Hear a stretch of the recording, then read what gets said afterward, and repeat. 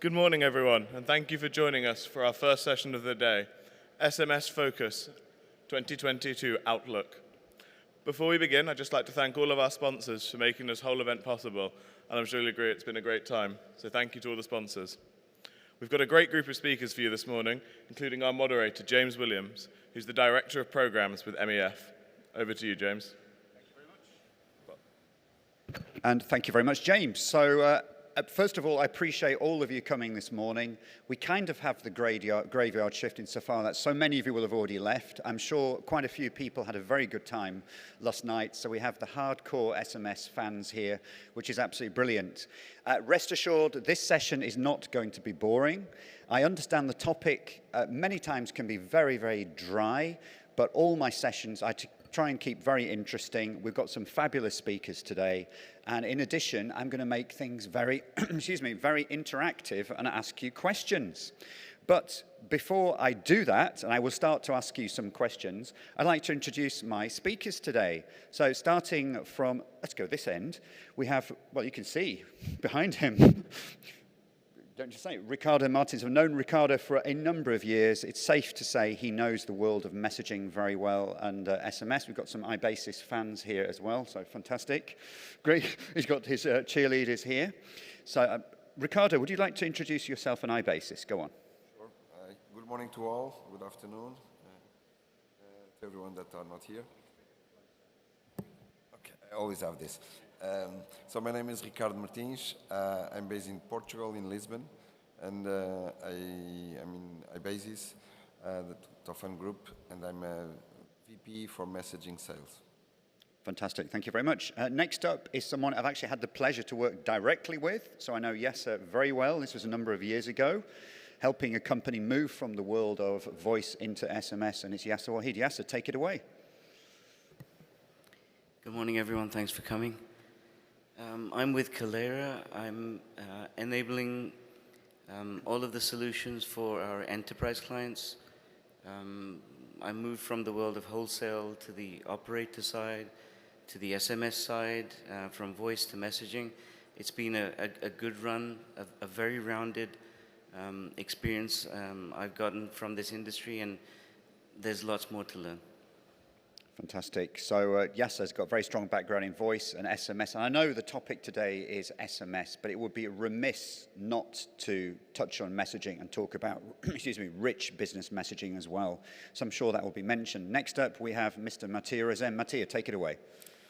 Hi, everybody. I'm Mattia Razem. I'm with Info for quite some time already. And I'm responsible for telco operators in the company globally. So I think Infobip, many of you will be very familiar with, very, very large, and you'll see how important localization is really when it comes to messaging and having a local presence. And finally, I'd like to introduce Noah Rafalco, who is the CEO of TSG Global. Noah, introduce your company and yourself. What's your background in the industry? Wonderful, thank you. My name is Noah Rafalco. I've been in advanced communications technology for several decades. And we deal with, we started with voice over IP in the late 90s. So we've been in the communication space ahead of most people for quite some time. Messaging, we started in 2007 with the first group of US providers that could text-enable non-wireless numbers. And now we're into not only dealing with the voice and the messaging, but the compliancy and identity management that's required by most, if not all, countries right now. And we're deploying blockchain to support that. Thank you. Fantastic. So that's a very, very good topic, the technology underpinning SMS and blockchain, and we'll come back to that as well, because I had the pleasure of hosting a really interesting event in India, and that's the largest actual practical deployment of blockchain in the world in India. So myself, James Williams, I've been in the world of telecoms for a very long time. It's actually my 30th year in telecoms, since my first year at university on an industrial placement.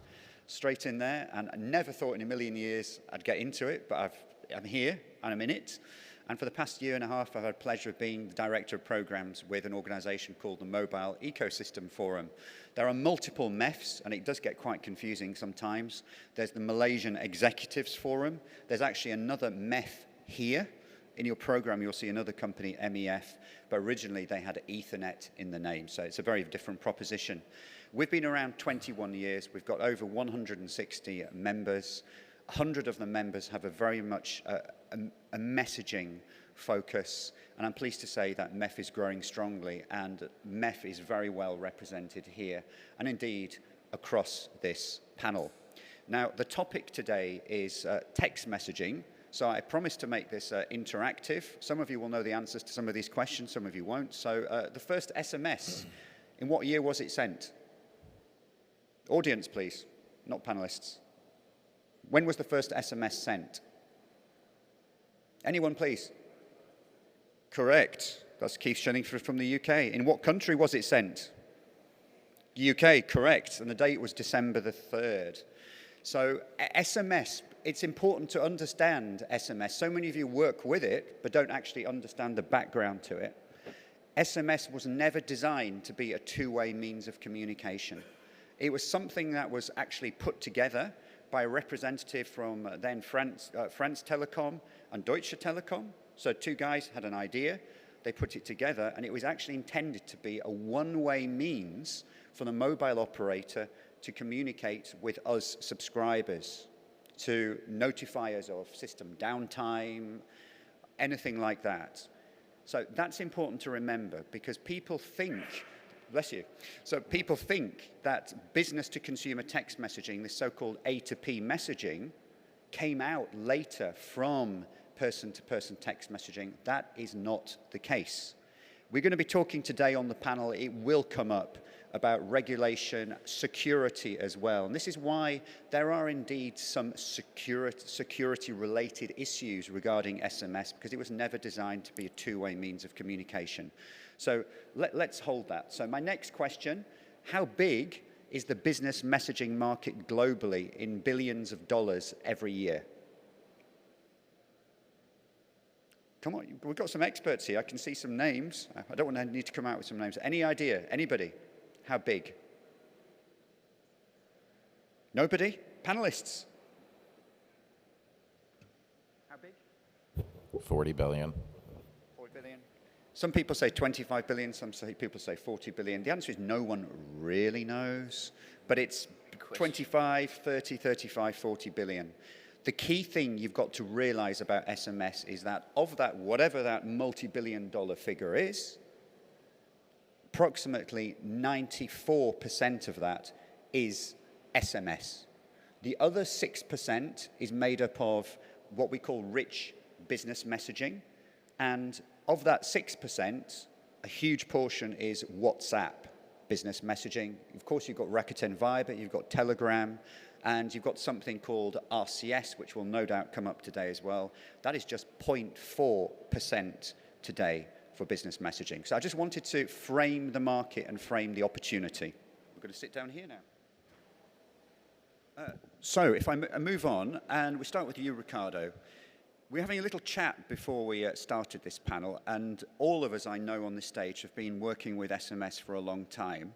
And when was the last time you heard somebody say, oh, SMS is dead? Because I remember going back a few years,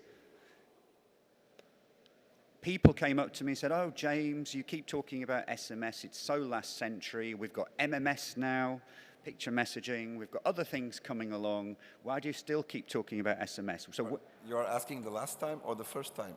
Yeah. when was... Because I think between them there are 20 years gap. Because since a long time ago that we are hearing that SMS is dead.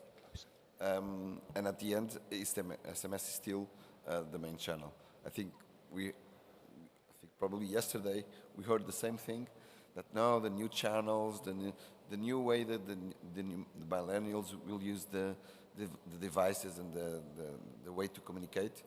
But you know what we also know is that the businesses, only 15% or 20% of the business are digitalized and are using SMS. So there are over, technically, apparently, there are 305 million listed businesses, so that means bigger, not micro businesses around the world, and of those, 5%, just 5, are using SMS today. So always give a discount on that. Yeah. It's huge. I think that reflects the potential, and yeah. I don't think SMS is dead. There will be a lot of complementary channels, but at the same time, the role of SMS as ubiquitous, as universal, and as an effective and secure way to reach the consumers, I think the value is still there. So I think probably in 2 or 3 or 5 years we will still be here, and that sentence is still not valid. Okay, same to you, Yasser. When was the last time anyone you heard that? A few years now, or? That question actually hasn't come up, but what I have noticed is people have started saying things like, "Oh, SMS is no longer secure." That's actually not totally correct. The security is in the usage. If it's going to be misused, if it's going to be misappropriated, then there's so many aspects of every industry that get that sort of attention. SMS, as James rightly said, this came up as a two-way possibility after the fact. So the way it's being used now, it's only evolving, and RCS is supposedly the evolution of SMS, but not exactly. But we need to go further from there, and that's more of what everyone's asking. So what's happening next, rather than SMS is dead? So I think that's a valid question that everybody should be asking. Where are we going from here? Mattia, you and I have been around a long time. We've been at a lot of conferences, and we've heard people say, banks, financial services companies should never use SMS for two-factor authentication. What would you say to that? Well, if we are talking about two-factor authentication, I could agree that there are some things that could be more secure, for sure, but definitely not as easy to implement as, for example, SMS is. And on the other side, if we are talking about security, the most important part is that we actually have security. We have two-factor authentication, which is not always the case. And still, SMS is the best channel for that. The best, why? Because it actually works. I think this is the only description for SMS. There are better channels, there are more rich channels, but they don't work, not all the time. SMS does. Noah, across your business, what are the key use cases you're seeing for SMS and indeed other areas of messaging in general as well? Let's open it up a little bit beyond SMS. What are the key use cases you're practically seeing on a daily basis? Well, that's an interesting question because it's ever expanding.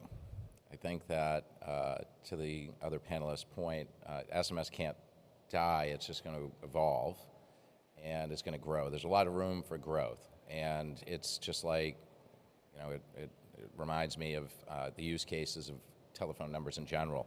A lot of folks back in the day said, we don't need phone numbers anymore. We can use URLs or IP addresses, but yet phone numbers still exist and growing, and ever growing. So the use cases that we see are anything, especially after, as we enter into post-COVID or, forever COVID, whatever you want to say. I would say that the use cases are starting to expand because people are actually understanding it's the only ubiquitous application besides voice, which SMS and voice, just to be very clear, are applications on your phone. And they're the most commonly used applications on your phone, and they will remain that.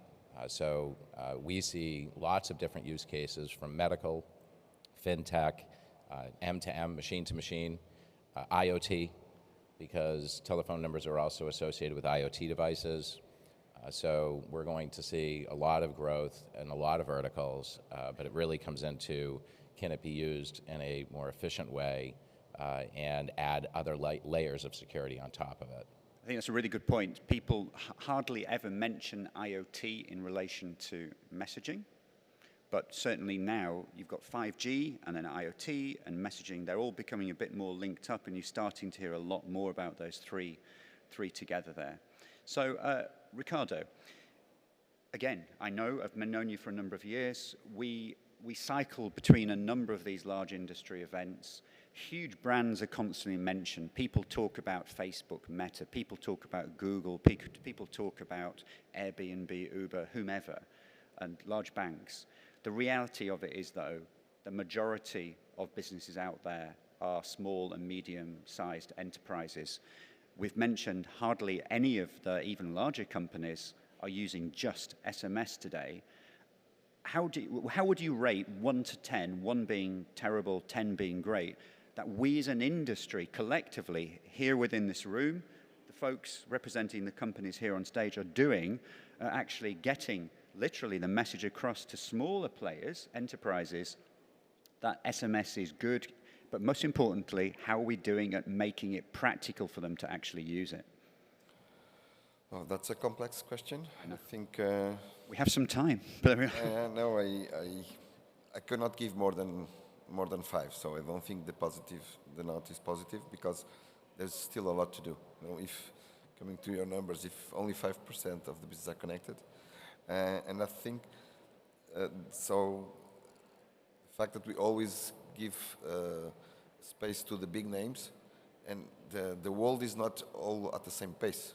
So, and I think we as an industry should have a responsibility of focusing on develop as well the other regions and other sectors that are not so edge in terms of technology. I think COVID was eye-opening on the need and the benefits that bringing mature, use, safe, experienced technology to the people and to the businesses. You know, I think everyone got a message from the government authorities to go get a shot. And you know, probably 2 or 3 years ago, not all the departments of the government, local governments, were using SMS to reach out to voters, to reach out to citizens. And I think that example is a good reference to the work that has to be done. I think these panels, the work of MEF, and I think we could have probably a good debate about education and the role of education on the development of business. So yes, we cannot be happy with the achievement, so the rank cannot be good, but at the same time, there is not a magic formula.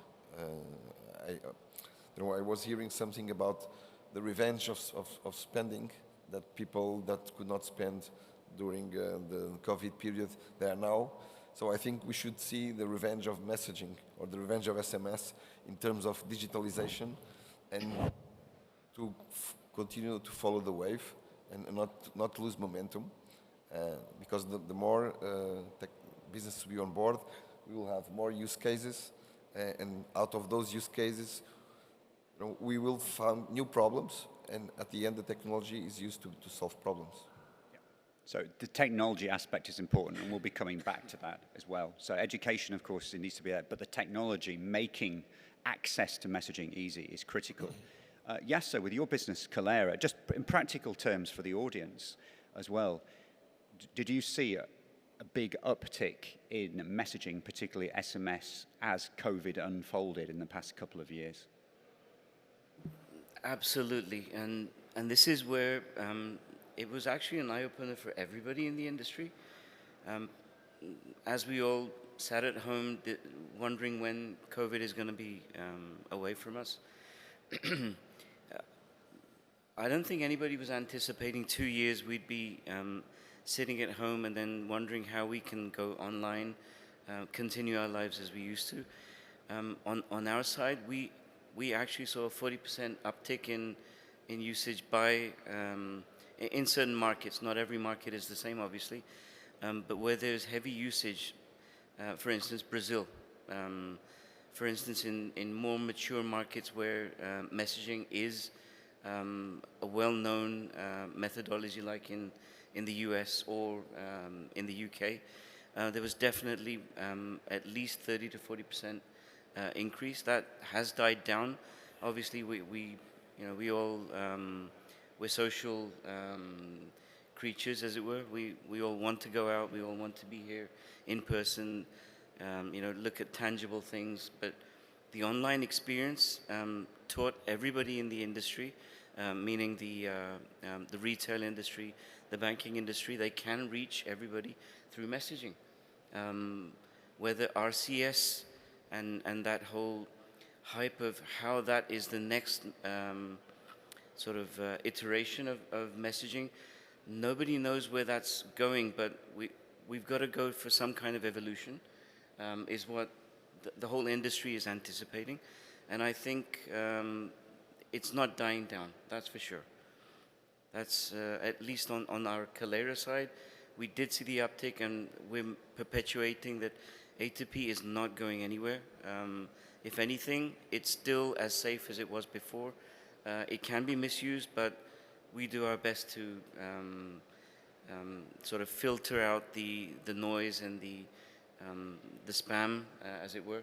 And that's where people like Infobeep are doing a lot of gateway keeping on behalf of operators. iBasis is involved as well, obviously. They can actually say more as to what they see on the operator side, and some of that insight would be very helpful for the audience too. Fantastic. Mattia, a similar question to you, Infobip. Has it been a similar pattern, a big increase, and it's gone down a bit and stabilized, but at a higher level than pre-COVID? You mentioned this 5% of the companies using SMS. Yeah. I cannot dispute that. I actually don't have the numbers. However, if you look at, this is the number of companies using SMS. It's not the number of use cases per each company. What actually happened is that the companies that are using SMS started to use it in many different ways. And of course, there are also new companies using SMS. So that is the reason why actually the growth of the whole business started. And what Yasser mentioned, for example, government was not using SMS that much before. Now they started to use it for some different COVID use cases. But what happened, especially in the countries where, let's say, I have some better knowledge on the government sector. So they actually created new use cases, and those use cases stayed. Now, I don't know, you are getting your passport done. You will get SMS that your passport is done, or your driver's license. You will get invitation to go voting, stuff like that. These things didn't happen, I don't know, 1, 2, 3 years ago. And this is in the time when basically SMS is dying. It's not there anymore. So what we have seen is, yes, we have seen a huge surge in SMS, and maybe the increase is not as big this year, but we are still growing. So we are not going back. Okay, great. Now, not everything is fantastic and a bed of roses and wonderful about the world of business messaging and, of course, SMS, which is our key topic of conversation right now. No, one thing that's puzzled me is the whole value proposition around messaging as a whole. It seems to me that there's some parties across the industry that want to drive the price down to the lowest level. There's this talk about price, price, price. What about this discussion around the value of an SMS? So there are certain use cases. Think a credit card company sending us a PIN. When they post it to you, you get the little window you open, and that's your PIN. You've got to go to the ATM, and then you can change your PIN there. That costs a bank, a credit card issuer, a couple of dollars, euros, whatever you want to call it.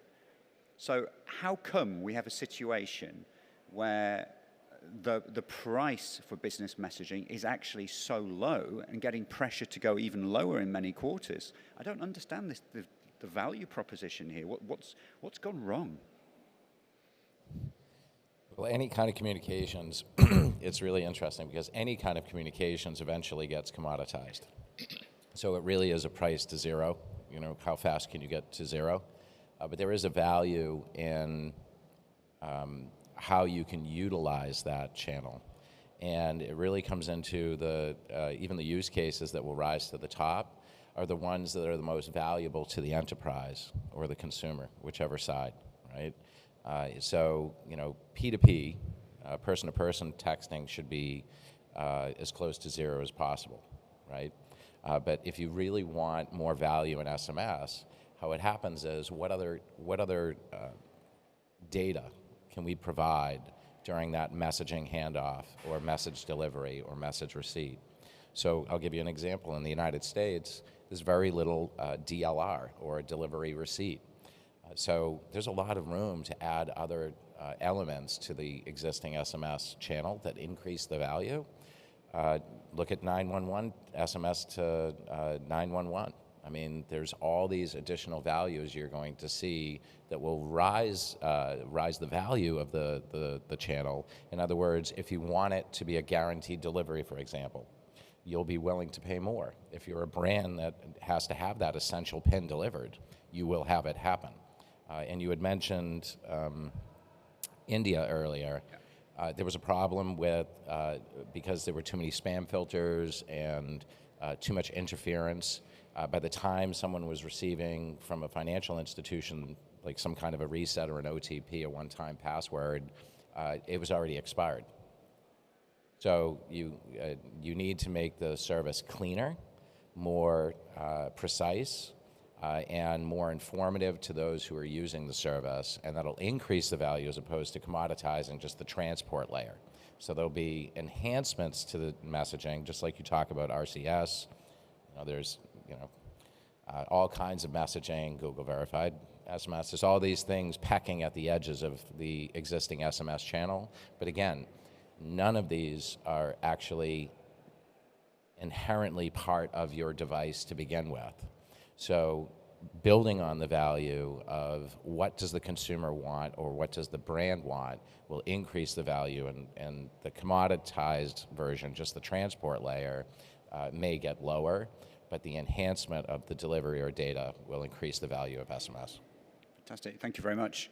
Now, sticking with the price, the commercial model element, Ricardo, what's going on out there in the world today with regards to the commercial model, the pricing for SMS, particularly from the mobile network operator side of things? What's going on and what's the impact you're seeing around that? I think we are seeing is the, let's say, the continuous search for finding the proper balance. And I think it has this price equilibrium has a lot to do with what Noah mentioned about the value of the channel. The SMS to be a reliable channel, we always have to think on the purpose. It's from business to reach users. So through all the value chain, we have to have the mechanisms in place to have a share of the value among the value chain balance. What we are seeing is that some MNOs have seen the growth of A2P traffic as an important source of revenue, while voice or roaming are especially the COVID went down, and the whole monetization of a network has a lot of benefits and has a lot of much more purpose than just focus on maximizing the revenue of the MNO. So it's to set the proper value for all the chain so that the business can see the value of sending an A2P at the proper value. Because if you start sending A2P message at 14 cents or 15 cents, you are forcing other channels to be placed as an alternative.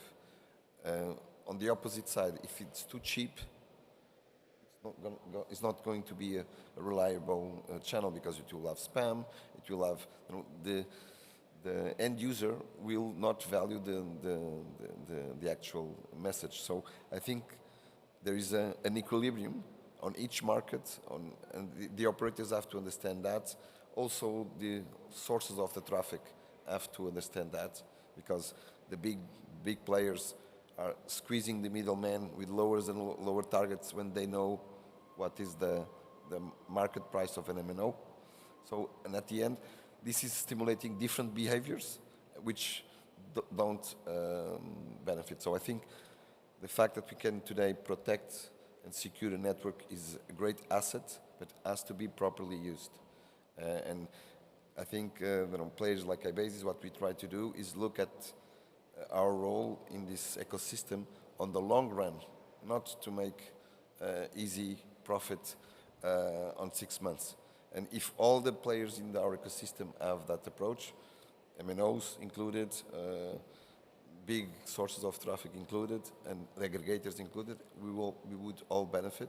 And once more, that comes with education, awareness, and because we all want this business model to stay for the long run and to be complemented. Yes, I speaking to you yesterday about this, in fact, was with a group of people with you, and we had a 3-hour conversation about this. I will not spend 3 hours on this whole issue of commercial model and price. But when you've got situations out there where the domestic price, and it's something you've got to understand, that if you go to certain countries, or mobile operators, they differentiate the price of an SMS. For domestic, you've got the domestic price, and then you've got what's charged for an internationally originated message, which is being sent to someone within their country and their operator. And that discrepancy in India can be a factor of 30 times, for example. And you've got some other examples and practical examples. And if you can just give us, from your perspective, what you're seeing, because you work directly with this area. Just give the audience a flavor of what's going on out there. It's true, James. There's the huge differences in certain markets which people just cannot validate in terms of why would it be so high in some markets? Why is it not more homogeneous so that there's no cause for, I mean, there's a terminology called SMS Decay. It's actually all of our responsibility in this industry to not position, or how can I word it properly, not sort of instigate SMS decay, because this industry needs to keep growing. If we price ourselves out of markets by increasing international price points to unreachable values, which in certain markets in developing countries shouldn't even be maybe above 10 cents a message. So some of us already know which markets we mean. So places like Indonesia, places like Pakistan. These are not markets where everybody is, I'm sure, willing to pay that kind of a cost. Now, the whole aspect of differentiating is obviously geared towards people who can pay more.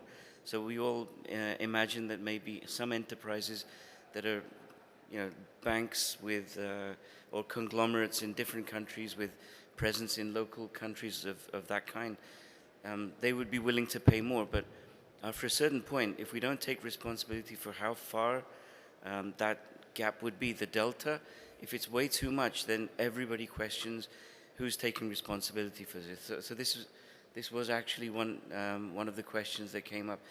India, Pakistan, Indonesia. Now other markets are looking to replicate this. Is this the right way so that we preserve our industry and allow it to grow? I don't know. That's a question for everybody here, and we welcome questions from the audience as well in case they have a question about a certain market. We see this, and why is it like this? It's everybody's responsibility to be in charge of how we propagate our message. I mean, no pun intended, but messaging is for everybody, and we can reach everybody through A2P, and we shouldn't allow that to decay. Yeah, I heard from a MEF member, actually, you gave the examples of Pakistan, Indonesia, and India, but currently, today, the country in the world with the largest discrepancy between domestic and international pricing is actually Russia, because of the crash of the ruble and the way the pricing is. There's a massive discrepancy there going on. Now, Mattia, Infobip, you have a huge enterprise business. You service so many enterprises around the world for business messaging. Let's get to the real issue here. Do businesses really care about the whole element of security, other than a select number of banks or governments? Does a regular business, a regular retailer, hotel, restaurant, do they actually care about security, how a message is delivered, or at the end of the day, it's just the price for them? Well, I wouldn't say it's just the price. That's a very hard statement, I would say. But price is definitely one of the important factors there. So they are deciding basically, when somebody's choosing the channel, it's not just about security, it's not just about the price, it's not just about the features. I would say it's all that together. So it depends on the use case you are willing to do. I mean, if you are talking about enterprises, so for enterprises, maybe better channel would be something like, I don't know, WhatsApp or maybe RCS or something like that, because it gives them much more possibilities than just, let's say one-time pins. So it depends what the use case is. If we are talking about one-time pins, for example, and we have certain level of security which is good enough, let's call it like that, because it's never ideal, then it's obviously the price. So the price is there, which is a very important factor.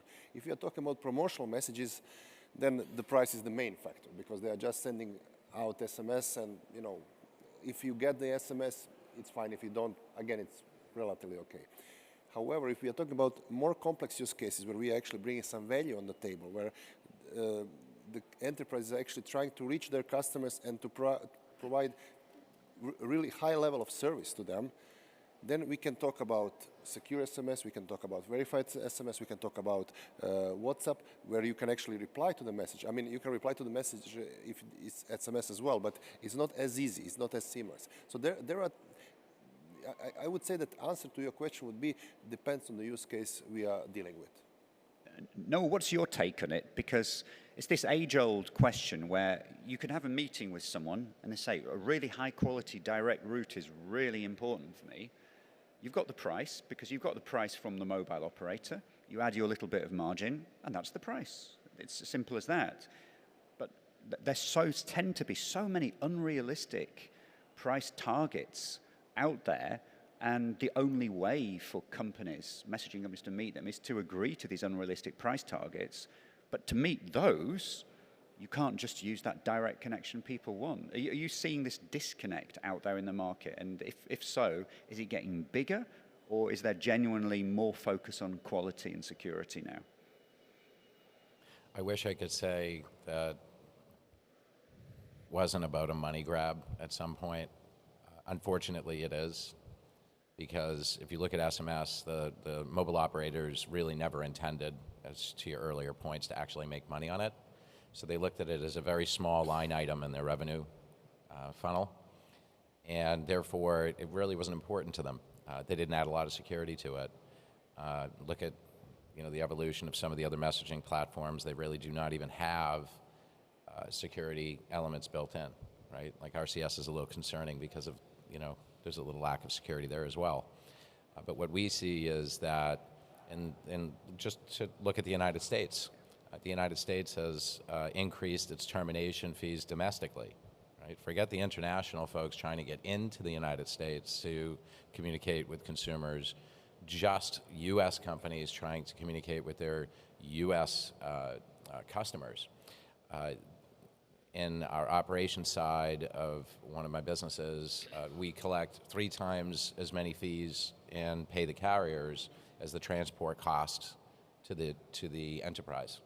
And that's scary, because there hasn't been any more increased value with that increase in price. It was just the ability for the operators to actually have it not being a blip on their revenue radar. They actually wanted to make a little bit more. And now they're making 3 times more of the folks that have been building the industry. So I do see that it's all circling around trust. And if it's just broadly, if there are broad strokes by operators to change the pricing at a high level and not look at the use case, because I do believe that certain use cases can afford a higher rate, and they should. Again, are they getting higher analytics from this data? I mean, this is just like the new internet, if you think about it. How can I do A, B, C testing to my consumers? Who responds in what demographic? How fast do they respond? Do they click a certain link? Do they pass through it?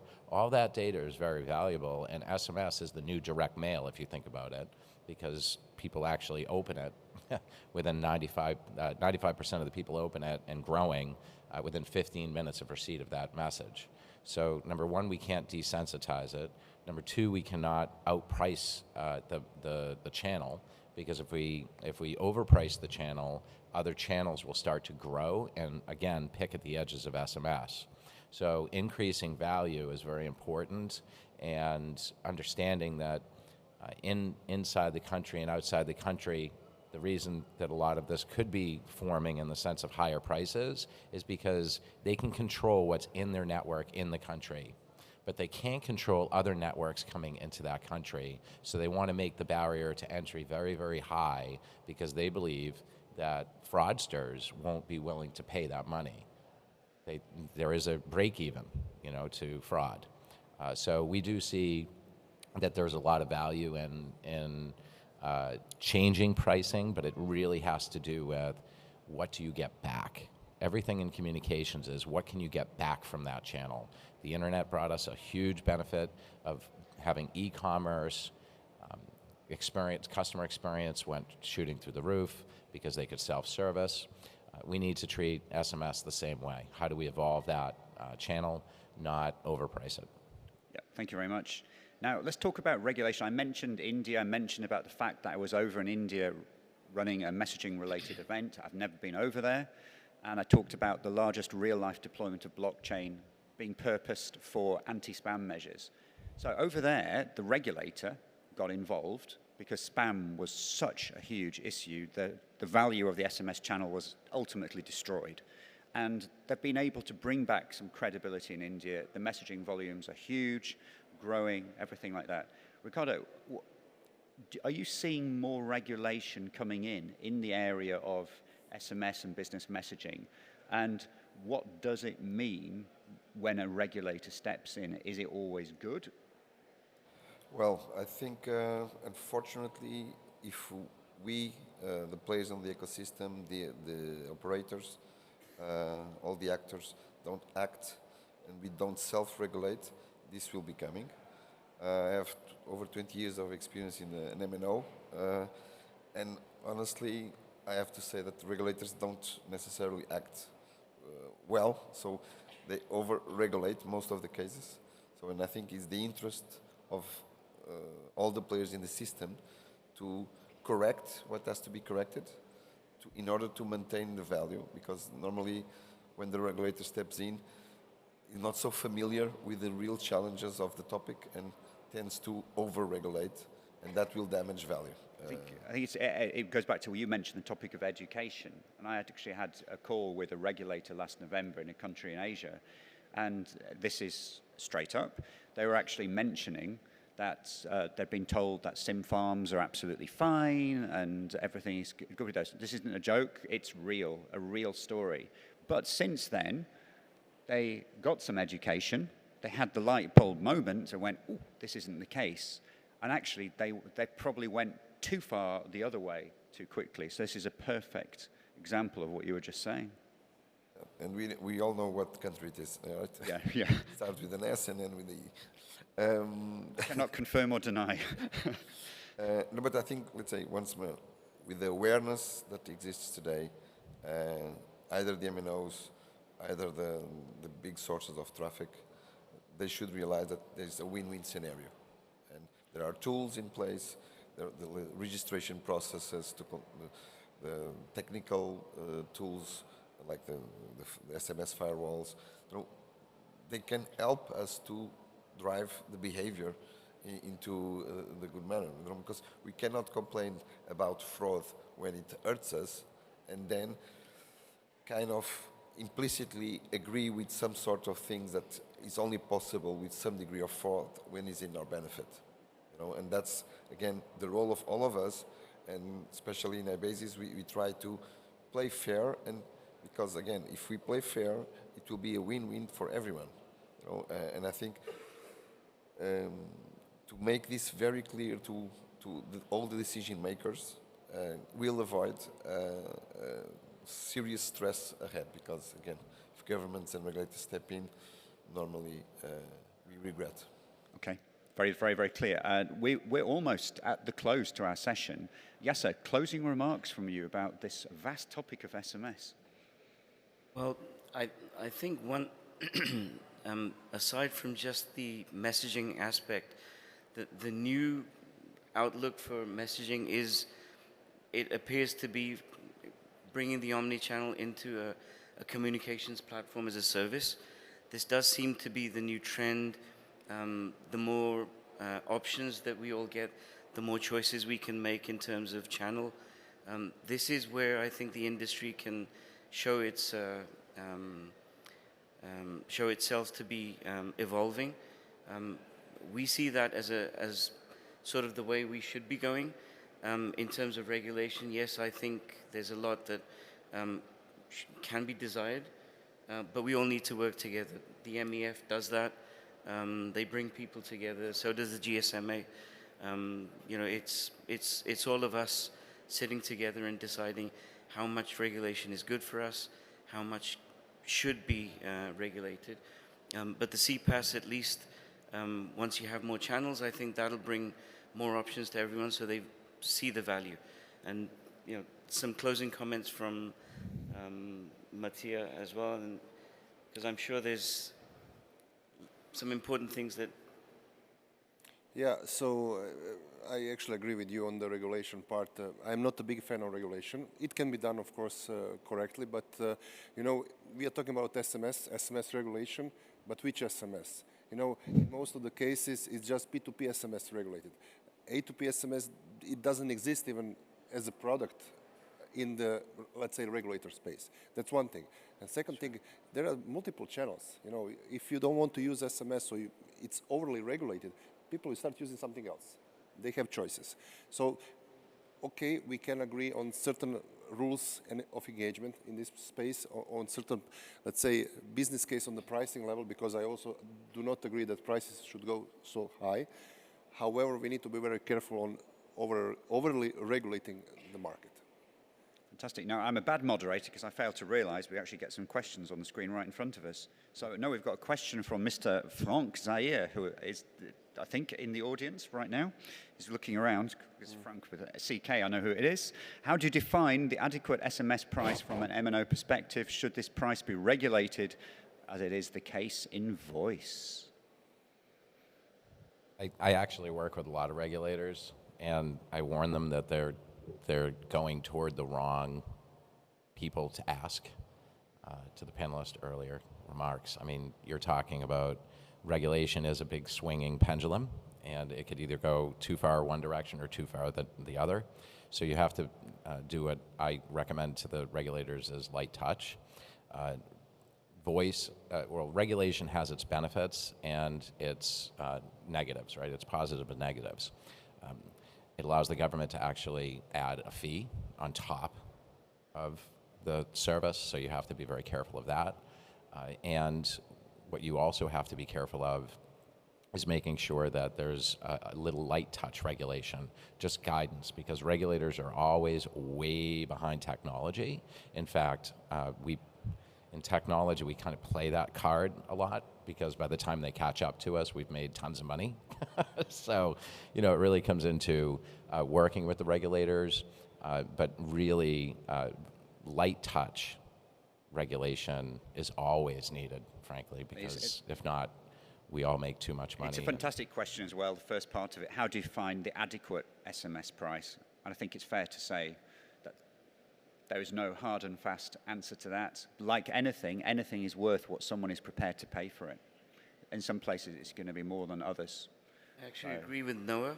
The word guidance is very apt in this situation, because every market is going to require a level of interaction so that everybody comes to some agreement, rather than, you know, anyone thinking, oh, it should be triple the price now. So guidance is I think, very key. Fantastic. So I'd like to thank all of you here for joining us at 9 a.m. Oh, we've got another question coming in. Do you see dynamic pricing as a viable strategy for SMS in the future for certain markets? Ricardo? Why not? No, I think it's, let's say, smart pricing. I agree with what Yasser said about Noah, about guidance.